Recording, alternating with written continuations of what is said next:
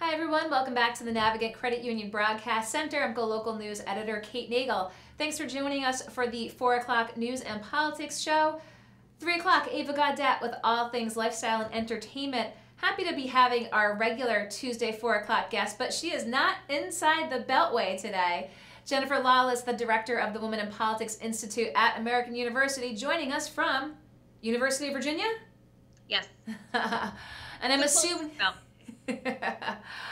I'm assuming that you're there for work, yes? Yes. But keeping an eye on what's going on inside the Beltway, let's kick off the ban and subpoena. I mean, this is bad news for the Trump administration. This is bad news for Donald Trump. We already saw that Steve Bannon has a propensity to be willing to talk. The Fire and Fury book and Michael Wolff's comments make that clear. We can only imagine what he might say under oath, and it's hard to imagine anybody who had closer proximity, not only to Donald Trump, but also to Jared Kushner and the other key players on the campaign. Now, we don't know exactly what he'll say, but this suggests that Mueller is very, very serious about this investigation, is moving very, very close to the president. And I mean, I can't imagine that this is a good day for the White House or for Sarah Huckabee Sanders. And we found out today, yes, and actually he was subpoenaed last week. How was the best kept secret kept so tight? Well, I think part of it has to do with the constant flurry of other news coming out of the White House and other problems and fish that they have to fry. And the meeting, for example, with Lindsey Graham and Dick Durbin last week clearly sucked the energy out of all other coverage. The one other thing that we have learned pretty clearly from Mueller's investigation is that nothing seems to get out about that investigation until Bob Mueller wants it out. So, which frankly, I think should give the American people and members of Congress quite a bit of confidence, because you're right. I mean, how is this secret kept? My bet is in large part it has to do with how that overall investigation is generally being run. And I'm assuming not a surprise to see Bannon subpoenaed. There's questions obviously as to who was next, but no one's head's really turned by this. No, I mean, there was no question. I mean, I think the big question is ultimately what arrangements will Donald Trump make when he speaks to the committee, and will he ultimately need to be subpoenaed because he's not going to be willing to cooperate or talk to them under circumstances that they find acceptable. But this is not a surprise. The timing of it, though, does indicate, or at least allows us to read a little bit more into the tea leaves of how close we are to Donald Trump. So all eyes on Mueller, but of course the continuation, you know, we talked about the legs that the Fire and the Fury had. The shithole comments continue to have legs. And as you know, many news sites do or don't say it, we have here. But we just saw again that the director of Homeland Security today say, I believe, he didn't say it. Is it just along party lines, anyone who was in that meeting, whether he did or actually didn't say it? Is there any real doubt that he actually made those comments at this point still? I mean, well, my understanding is that the debate now is shithole versus shithouse. So the people denying whether Donald Trump actually said shithole are not saying that the sentiment of those comments was untrue. They're not saying that the overall remarks were not given. They're just saying that he used the phrase house instead of hole. Now, this says several things. First, it suggests that the American political discourse has reached an all-time low. Second, it demonstrates that there really doesn't seem to be much debate over what Donald Trump's view on immigration is and the extent to which he's willing to be explicitly offensive about it. The question is just now, and the party line is over the use of one word versus the other. Nobody is questioning whether he actually said that it would be nicer to have more immigration from Norway. Nobody is questioning whether he suggested that people are coming from countries that he certainly would never live in. And in a lot of ways, those are the two more offensive parts of the overall remark. We're focused on the expletive because it's kind of stunning and unpresidential. But the substance underlying that expletive, I think, should be even more concerning. And what do you say to his explanation that had come out soon thereafter, the comments themselves that came out? I believe he tried to walk back Haiti, but walk forward Africa. What did you make of his response to it all? I think he doesn't know. I don't think he knows what he wants to do, right? If we believe the rumors, right after he made those comments, he called a lot of his supporters and he called a lot of his sort of, you know, kitchen cabinet people to brag about the extent to which he was willing to, you know, have such a hard line. when the pushback started coming, I think at that point, especially given that, President Clinton and President George W. Bush reminded him that there was a disaster in Haiti and the United States played a very key and important role helping them rebuild, and we generally value that he then realized, oh, wait, maybe that's not exactly what I should have said, or maybe that's a bad example. But it's all part of this same general sense that he's anti-immigrant. And in a lot of ways, he's far more anti-immigrant than the Republican Congress that he's dealing with. And we've seen that especially from, senators like Lindsey Graham, who for a decade now have been trying to get an immigration deal done. And I think the most recent comments we saw from the president, again, trying to walk back the comments in their entirety, was saying that he welcomes all immigrants from everywhere. But can you really make good on comments that were made of that ilk and try to put forth turn over a new leaf?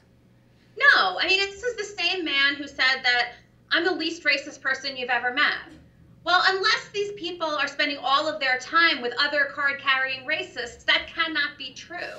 And I think that Donald Trump is beginning to learn. This is one of the first times. Charlottesville over the summer lasted about this long as well. But it seems that when a statement is explicitly racist or explicitly xenophobic, it is far more offensive than when he just says something that suggests that he doesn't understand how the process works, or he just name calls a political opponent. And unfortunately, I think that it's terrible that this happened over the Martin Luther King Day weekend. But on top of that, it really highlights that the president learned virtually nothing from his response to Charlottesville over the summer. And so, one time maybe people will be willing to forgive him. We're now up to far beyond 2 times, but 2 very high-profile episodes. It makes it a lot harder to believe his statements when he tries to backtrack. And speaking of immigration, let's talk about Dreamers' deadline this Friday for the Deferred Action for Childhood Arrivals program.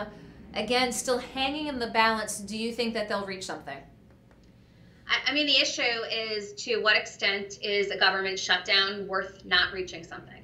And I don't know. I mean, a week ago, I would have said, yes, they'll figure something out. Even 5 days ago, I would have said yes.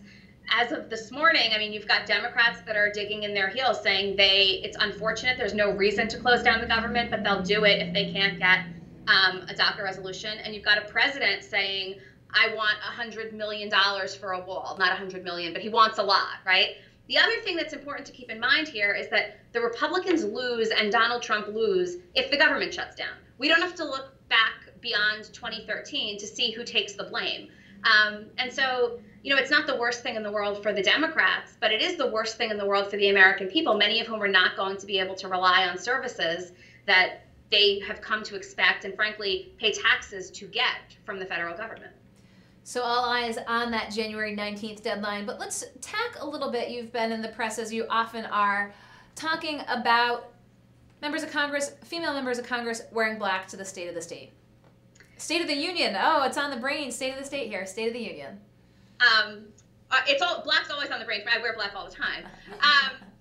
So we saw at the Golden Globes that a lot of women at the Golden Globe Awards wore black to indicate their support for the Me Too movement and to highlight how terrible the status of women is in the media industry, and especially in Hollywood, regarding not only sexual harassment, but also equal pay. And I think the lesson learned from that was it garnered a lot of attention. And this is not the first time that at the State of the Union address, color has sort of been used. Last year, a lot of the Democratic women wore white sort of to highlight the suffragettes and the Hillary Clinton's loss. I think this time they're wearing black to indicate that this is a pretty somber moment for women, not only women in politics, but women in society, given all of these Me Too claims, but generally the fact that, it's every day, it's another harasser and another harasser and another harasser. I don't think that by wearing black, they're going to change Donald Trump's view of anything. I don't think they're going to do anything. I don't think their colleagues are all of a sudden going to say, oh my gosh, this is the most important issue to us. But I do think that it will lead virtually every single reporter who's writing a story about the State of the Union address to mention this. And garnering that kind of national attention is a way to start garnering support for real policy change on an issue like sexual harassment. So, it might seem like it's a little bit of a superficial or symbolic move, but given reporting and given the visuals that will certainly accompany the State of the Union address, it's a pretty cheap, shrewd move, given, that they want to jumpstart this conversation. Cheap and shrewd, all eyes, again, down inside the Beltway. So between looking at Friday and a looming shutdown, what else are we looking at in D.C. in the coming week? I think the looming shutdown is pretty much going to suck up most of the energy, although I have been amazed that almost on a daily basis, Washington Post reporters continue to reveal more and more about that immigration meeting from last week. So it's possible that, that will continue to garner a little bit more attention if a little new snippet comes out. I should mention, by the way, that my copy of Fire and Fury did finally arrive. I'm about 150 pages in, and I highly recommend the book. I have no idea if it's true, but it's great reading. You're not done yet. I've been very busy. I know you've been busy. Again, not inside the Beltway right now, down at the UVA. American University professor and director of the Women in Politics Institute, Jennifer Lawless, as always, appreciate your taking the time to Skype in. My pleasure. Okay, we'll talk next week. Take care. Jennifer Lawless, as we say, we catch her inside the Beltway, slightly outside for academic reasons, down at UVA today. Great to get her take on the Bannon subpoena, what that might hold in the Mueller investigation, but of course, looking at the looming government shutdown, will Congress find a middle ground on the Dreamers as we look to the 19th? Don't go anywhere. We'll be right back here in the Navigant Credit Union Broadcast Center with our next guest.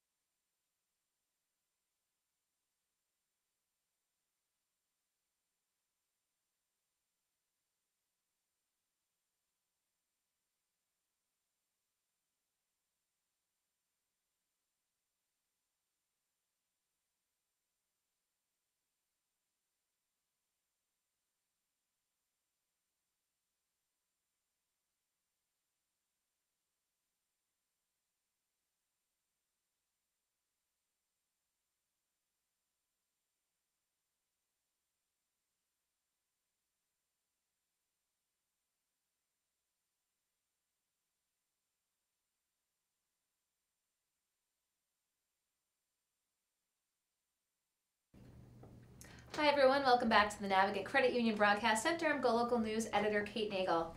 Joined today by a guest we've had here before in studio, the Executive Director of the Rhode Island Democratic Party, Kevin Olasanya. Thank you for coming in today. Thanks for having me. I appreciate it. It's been a tumultuous few days since learning of comments made by President Donald Trump in a meeting pertaining to immigration, from what we're hearing and what we talked about with DC, calling certain areas and countries of the world shitholes. Doesn't want people from shithole countries.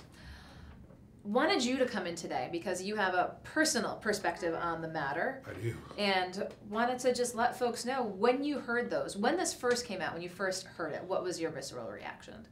I have to tell you, it's a mix between not being that surprised and outraged, really, at the same time. Not being surprised because, the president has a pattern of using this type of language. He made his mark politically by attacking President Obama and the birther issue. He called Mexicans rapists. He, referred to Nigerians specifically. It was reported in the New York Times that they wouldn't go back to their huts. Has disparaged Haitians before. This language, he's been constantly using this type of language, so I'm not really that surprised in that sense. But at the same time,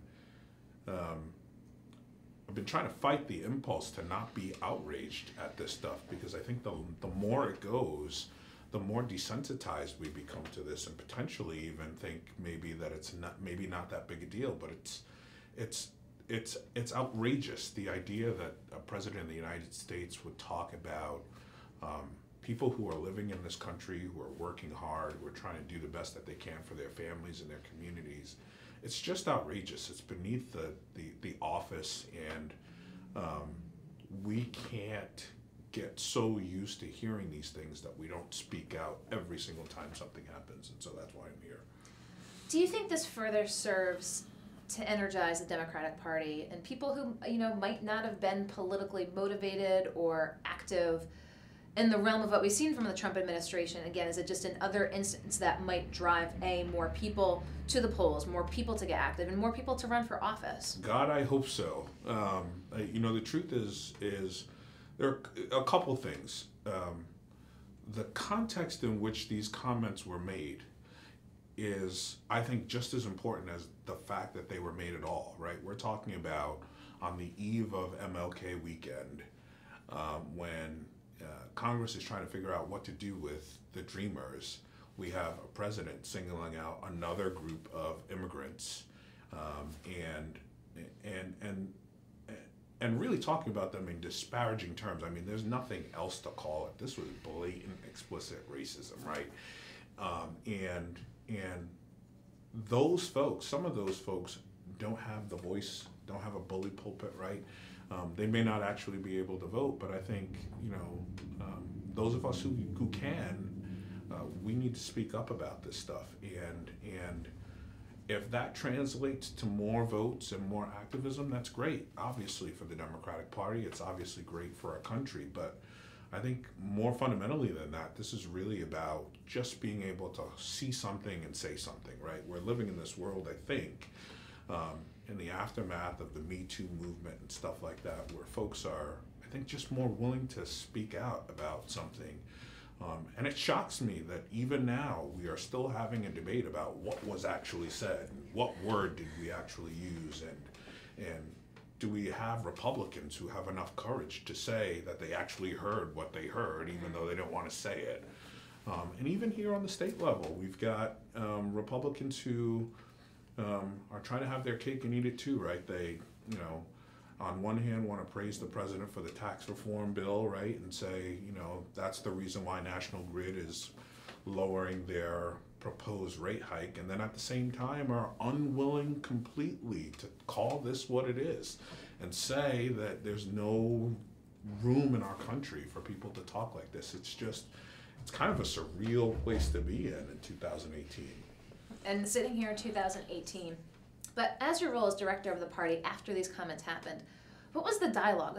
Who called you up? What was the action items when this happened? And you're sort of the quarterback of the party here in the state. Yeah, so I was really proud to attend a press conference that was called by Bernard Georges at New Bridges for Haitian Success. If you haven't had an opportunity to meet Bernard, he's a Haitian immigrant doing amazing work in his community.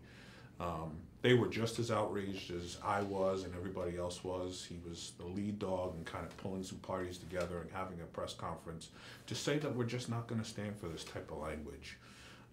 And everywhere I go, everywhere I talk to people, folks are looking to hear their leaders do the same thing. And so we put out a press release on Friday essentially saying, we condemn these comments in the strongest possible terms, and we're asking our Republican colleagues here in the state of Rhode Island to do the same thing. I mean, I think that there is a time for partisanship. There's a time for us to disagree about tax policy or education.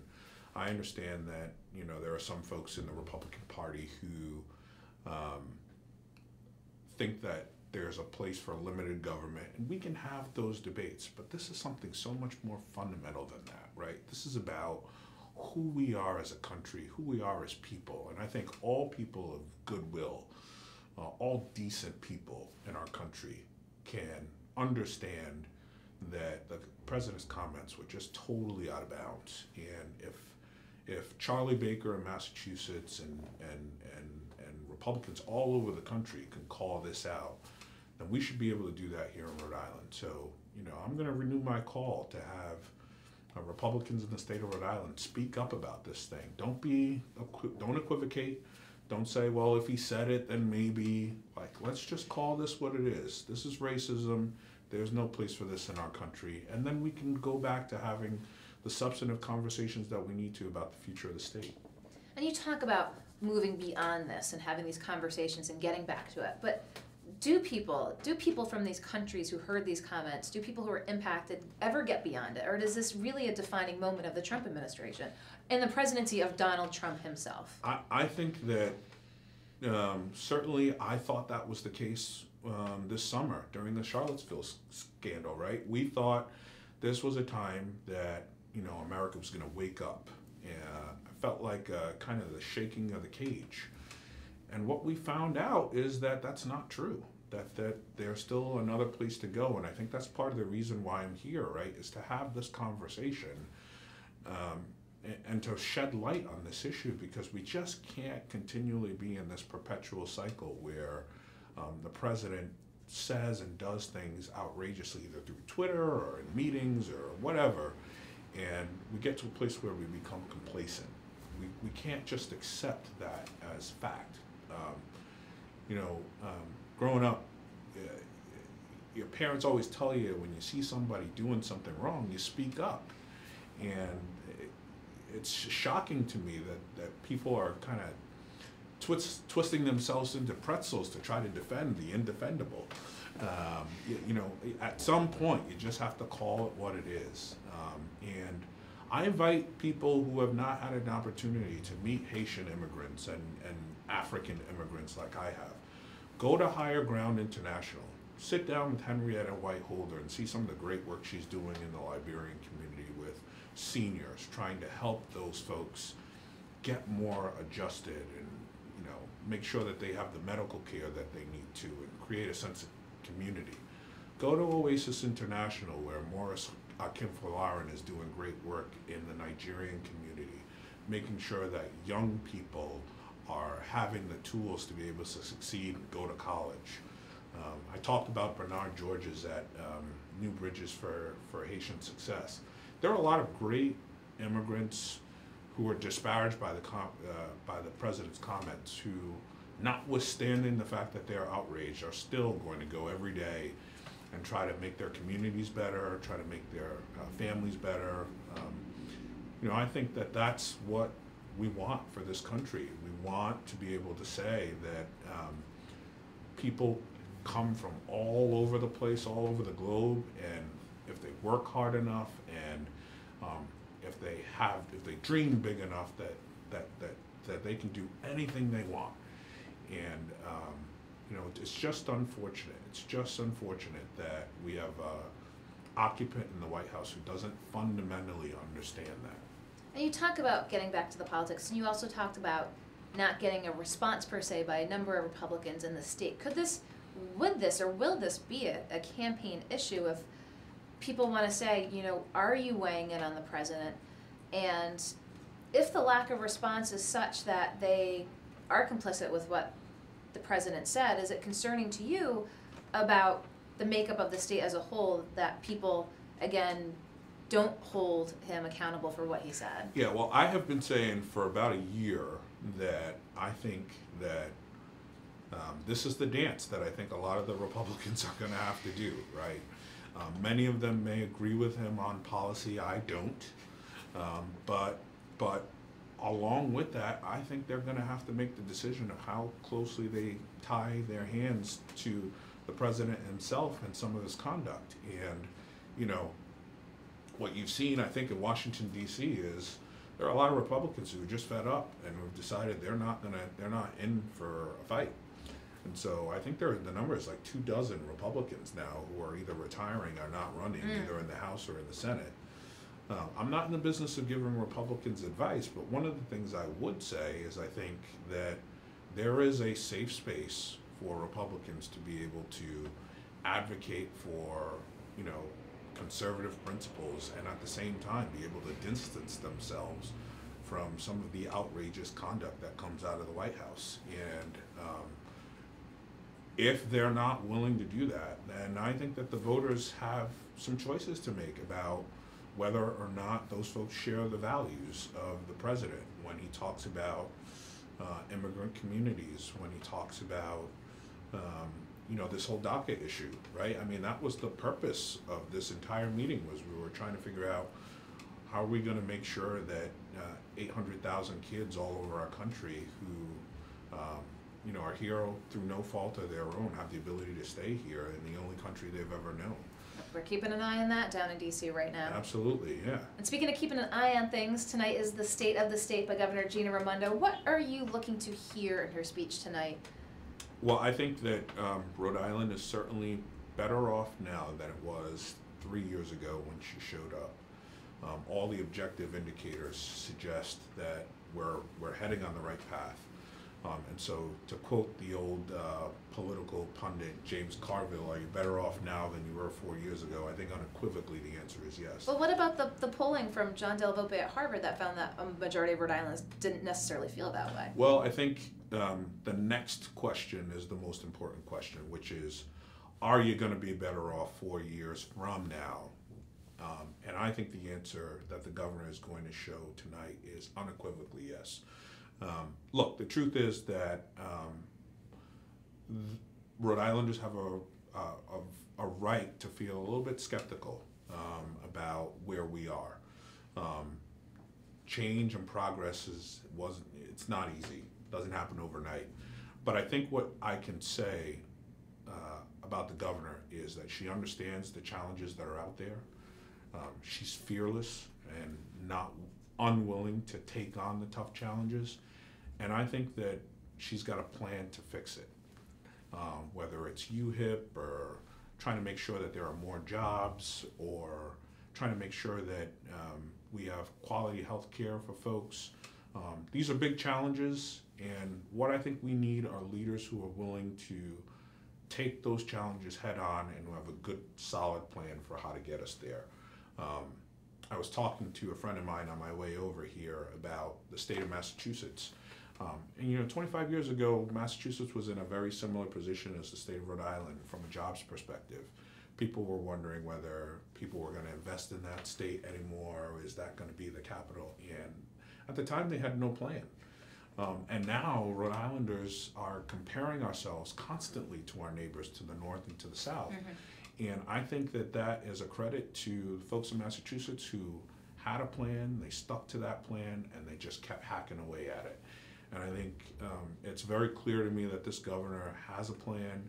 It's very clear to me that that plan has begun to start to work. We're starting to see the cranes in the sky. We're starting to hear about companies like Johnson & Johnson and GE and all these other folks coming into the state. I think there's a lot to be proud of, but I think understand that there's a lot of work to do. And I think that you're going to hear the governor lay out a plan for how to start to continue to tackle those challenges tonight.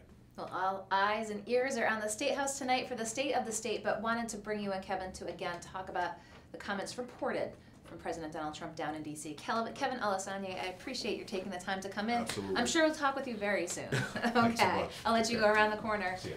Don't go anywhere. We're going to be back with our next guest here in the Navigant Credit Union Broadcast Center.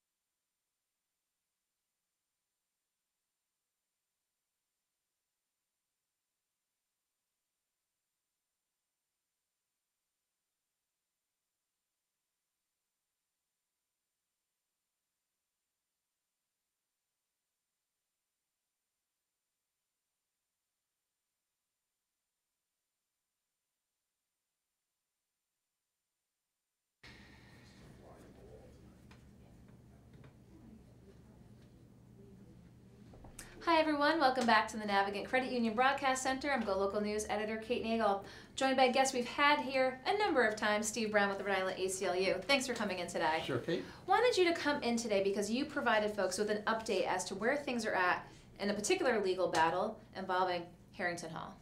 Yes, there was a conference today with Judge Smith, who's the judge handling the case.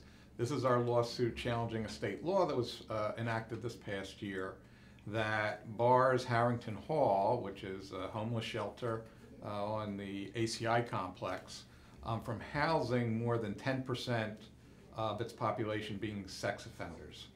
The law was scheduled to take effect January 1st when we were having 0-degree temperature. We filed a lawsuit, and the state agreed that Harrington Hall could continue to house these offenders going beyond the 10% cap as the case before another hearing was held, which was for today. Today, I'm pleased to report the state provided a letter to Crossroads, which is the agency that runs Harrington Hall, and submitted it to the court saying that no action would be taken against Harrington Hall for continuing to house more than 10% sex offenders. So they're continuing to look at this from a legal standpoint. This was, again, an update today to say continue forward with the status quo. Are they looking at other, as law and lawyers and judges always do, has this happened in other states? Is there precedent for trying to put a cap on a certain segment of the population from services that are required by the state? Yeah, we're not aware of any other law like this in the country. I mean, there certainly are a lot of laws that have been passed, including others in Rhode Island, limiting where registered sex offenders can live. We're in court on another law. Again, there's a restraining order in effect on that one that bars many sex offenders from living within 1,000 feet of a school, which cuts off incredible swaths of area in the entire state, and especially in urban areas like Providence. So that law is also on hold. And I think the really disturbing thing is that the legislature constantly passing these laws that have just the opposite effect of what one would intend. This doesn't make anybody feel any safer. If you have people who can't find housing and you leave them on the street, totally unregulated, that doesn't help anybody. It certainly also prevents them from getting the services they need if they don't have a stable place to go. So we're just hoping that, especially in light of this most recent lawsuit, the legislature will start looking at these issues in a different way, recognize they need to take a more holistic approach, that this type of knee-jerk reaction to registered sex offenders who, keep in mind, they're out of prison, they've served their time, most of them are just trying to get on with their lives, and every time the legislature passes one of these laws, it just makes it much more difficult for them to reintegrate and rehabilitate. And the law, as it was passed, I'm sure, from when this actually happened, was this a NIMBY issue? Did neighbors just simply not want people busing in and out to the facility? Yes, but again, do you want them in this facility that's on ACI grounds, or you just want them walking around the streets with nowhere to go? But yeah, it definitely is a NIMBY issue, and I hope people can get past that and recognize that they need to have a more comprehensive way of dealing with the issue, that these types of punitive actions really don't make them safer, really don't help them, and don't necessarily even get them out of the neighborhood. And so we saw some updates from the court today. Do we have any sense on time frame moving forward? Not specifically. The state still has to formally answer the complaint, which they have not done yet. Once that is done, though, I do expect the judge to issue a scheduling order where both parties will file their briefs, present all the legal arguments. And, my guess is the judge will want to try to rule on this before the next winter rolls around. And while we're here, and I've got you in the studio on the topic of timing and time frame, it's the governor's state of the state this evening. One of the issues that the ACLU has been very involved with is food stamps, the delivery of which has been extremely late for a number of Rhode Islanders. And also looking at, now there's the special master. There's Deming Sherming, who was put in to sort of right the ship, so to speak. I can't imagine the governor will not address it this evening, but since the food stamp lawsuit and since the appointment of Deming Sherming, have we seen any changes, or is it again going to take just an amount of time that simply isn't acceptable for those who are the most in need, who need services right now? Yeah. Well, one way to say it is that it's just never acceptable to be having people not get their food stamps in a timely manner. And I think it's fair to say the state has made some progress, both since the suit was filed and since the special master has been appointed, but there's still many, many people not getting their food stamps on time. And we're hoping that the special master will continue to whip them into shape. That's really the goal. I mean, we want everybody to be getting their food stamps on time, as the law requires the state to do. As much progress has been made, there's still a lot more that needs to be done. We aren't going to be satisfied until the state meets the standards that were set in the settlement agreement we reached almost a year ago now, that said the state had to reach certain standards up to a 96% timeliness rate, and they're just not near there yet. So we have to just keep on plugging away and pushing them to get to that level. And for a governor who's running for re-election, who is going to tout her successes here in the state and also, I'm sure, address the challenges, can she count her tenure as successful if this isn't dealt with? Well, that's hard to say. I mean, a governor has Many hundreds things. and hundreds of issues to deal with. I don't think it's necessarily fair to single one out, but I do think it is important that the governor and everybody else recognize that this is a problem that has gone on for too long, and they really need to redouble their efforts to solve this problem once and for all. I think everybody is acting in good faith and wanting to do that, but it takes action to get there, and we're hoping that the state will in fact continue to take more action so that we don't have to keep on going back into court. We don't have to have the special master prodding them to do more work. Our goal, just as I assume DHS's goal is to make sure people are getting these necessary benefits that they're entitled to. Well, we'll see what the governor says today about the state of the state this evening. Speaking of business at hand, I know you have a meeting to attend to. I've got the State House to head up to, so be sure to catch us on GoLocal Live on Facebook this evening up at the State House when the governor gives her State of the State. Steve Brown, I appreciate your taking the time to come in. I'll let you go around the corner. Thank you. And I'm going to let folks know that we're pretty much wrapping up here in the Navigant Credit Union Broadcast Center. Letting folks know, again, we're going to be up at the State House, the State of the State this evening. Be sure to check out on GoLocalProv.com, House Minority Leader and GOP gubernatorial candidate Patricia Morgan released her State of the State prior to Governor Raimondo's this evening. Morgan will be giving the speech in person at the State House at 5:30, so we're heading on up there. So be sure to tune in to Go Local. We look forward to seeing you back in studio tomorrow for The Taste at 3 o'clock with Rick Simone. I'll be back at 4 p.m. with news and politics. Wishing everyone a good Tuesday evening. We'll see you tomorrow, but be sure to tune in to Go Local on Facebook and GoLocalProv.com. I'm Go Local.